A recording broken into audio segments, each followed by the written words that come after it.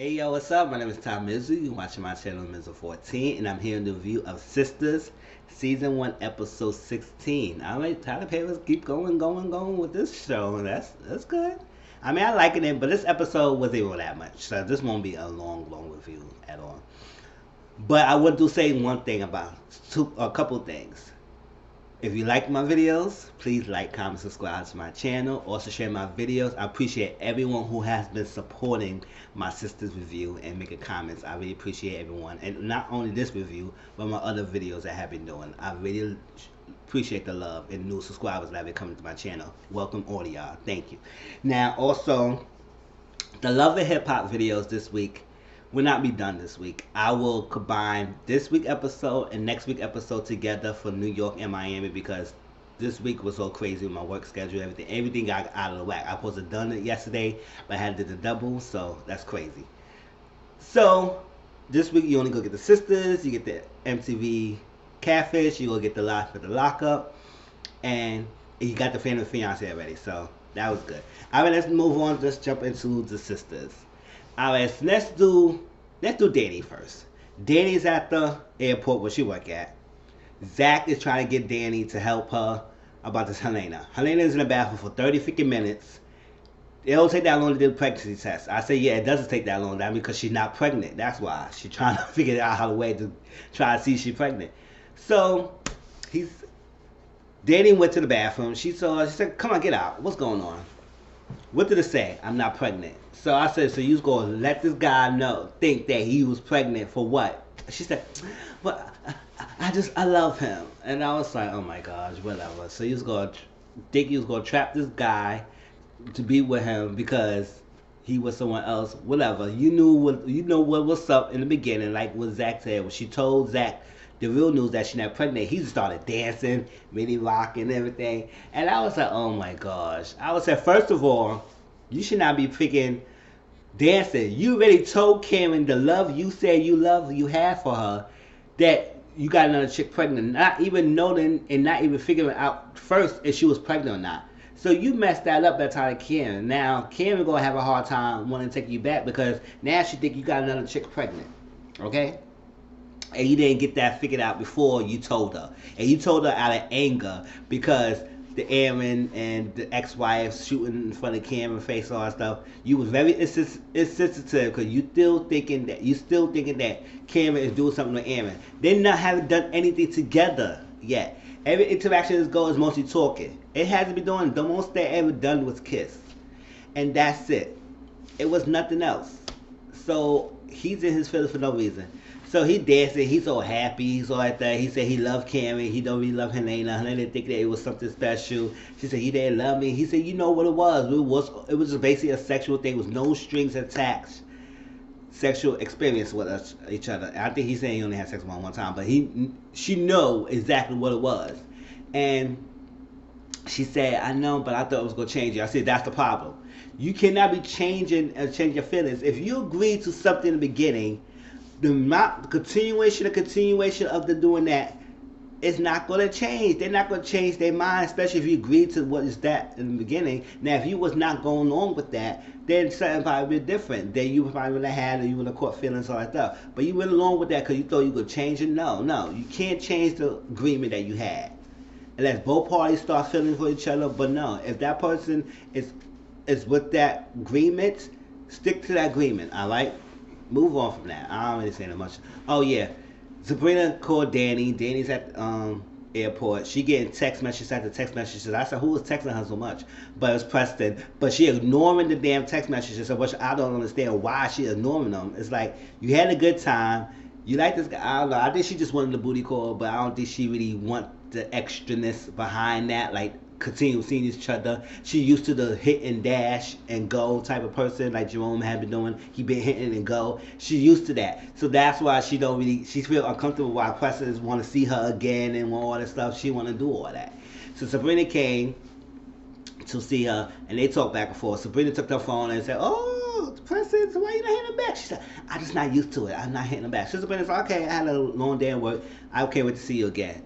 Danny got upset. But Danny, Sabrina asked Danny for lunch. And Danny never had any money. So she tried to go to an expensive ass place so Sabrina could pay for it. I said, girl, she better sit down. Alright, so that was that. Sabrina, she was at her job. Maurice paid her the money back for the wine. Yada, yada, yada. He said, oh, you going to call Calvin? She said, I'm not going to call him. I said, listen, call him, don't call him. You're not calling him, move on. Because we is tired of dancing with you and this guy for freaking 16 episodes already.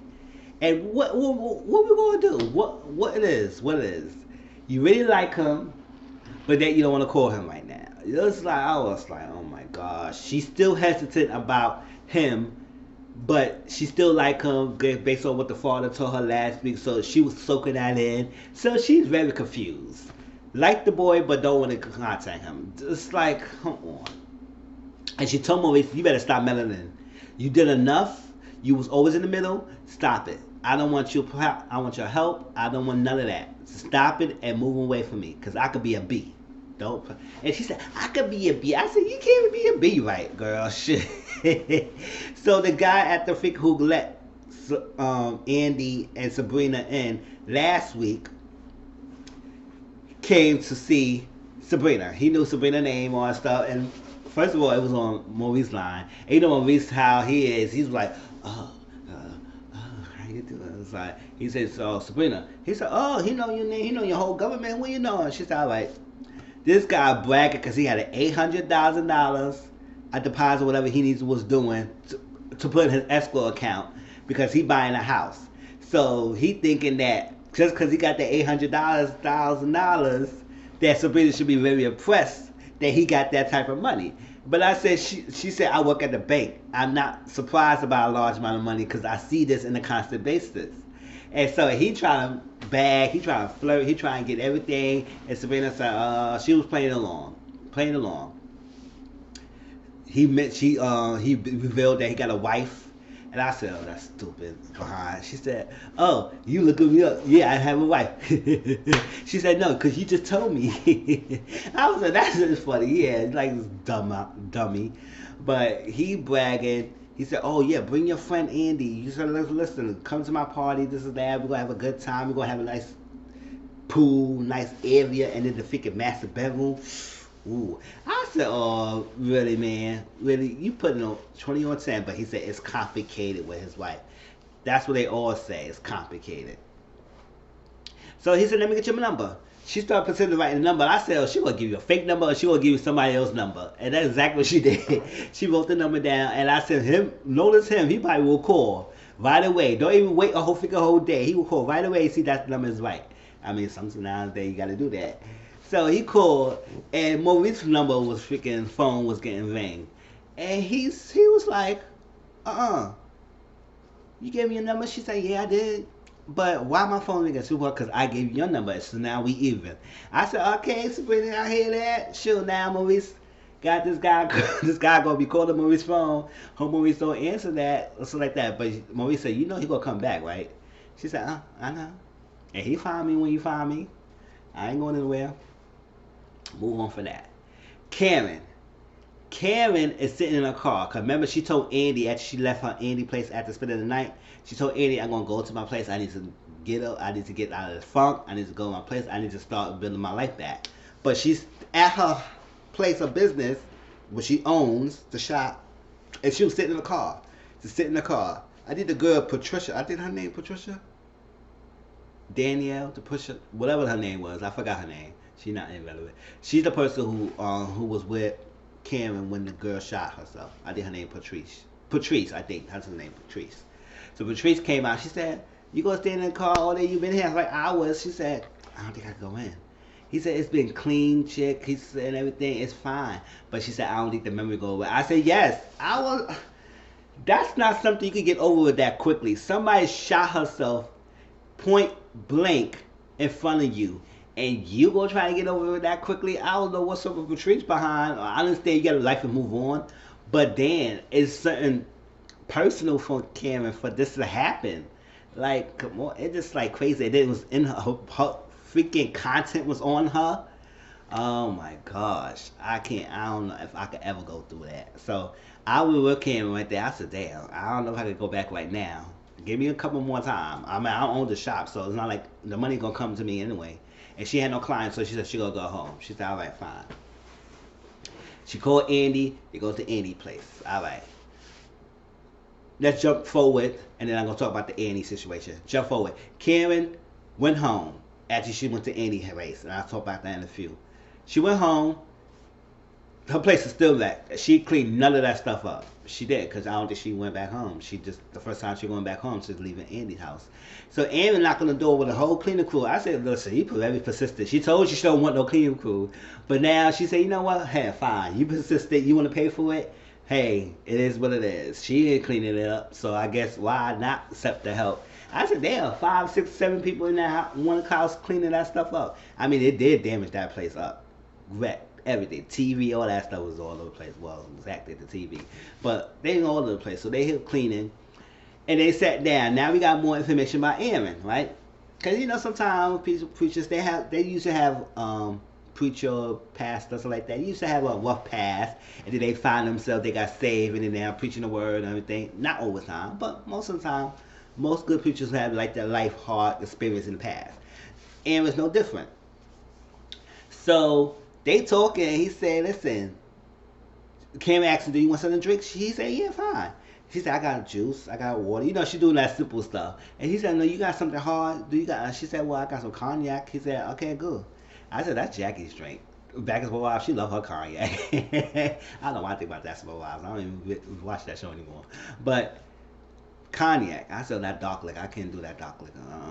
That messed me up. So they drink it, and he pouring most. I was like, first of all, with cognac, you don't pour that whole thing. It's strong, so you pour a little bit at a time. He poured this the cup. He poured like almost 3/4 of the cup. I said, damn, Aaron, you really trying to drink. So he was like, before he about to drink, he was saying, listen, this is my first drink after 7 years. So Karen said, what? What you said? He said, yeah. I said, oh, Karen said, give me that. She poured the drink. He said, oh, don't pour it out. And he said, she took the bottle, she took her glass, everything away from him. You're not drinking under my watch, man. We is not relapsing. Because basically, he recovering addict. He been sober.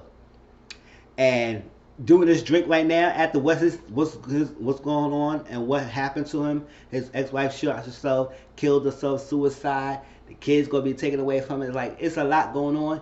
He gonna relapse, and not under Cameron's watch. Cameron's like, you're not drinking. No, boo boo, you're not drinking right now. So he said, you're not gonna give me a drink. She said, no, I'm not giving you anything. So you better sit there and not souping us. Sober. He said, I was sober through the marriage. I was sober through this. How can I be sober through suicide? She said, exactly how you been doing. You just not drink. You get through it. You be fine, boo boo. Ain't that crazy? Ain't that messed up?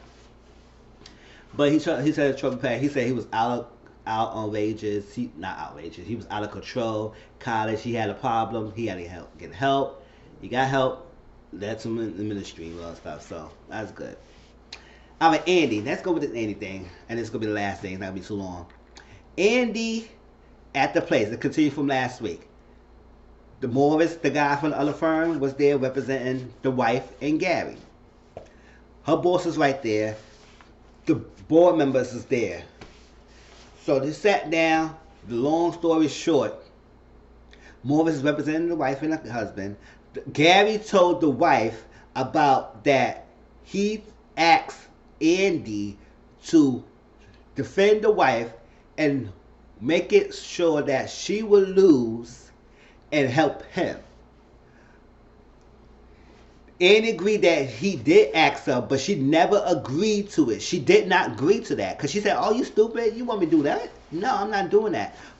She would never agree to it. But the whole scene, she never gave up her freaking boss.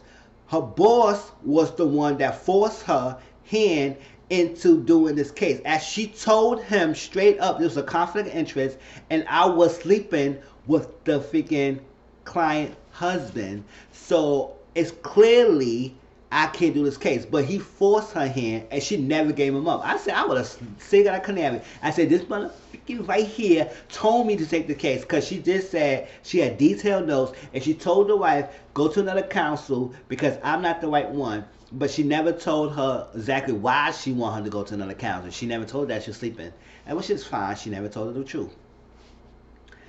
But now that Gary thing, and now Morris said we're gonna sue this firm for $10 million for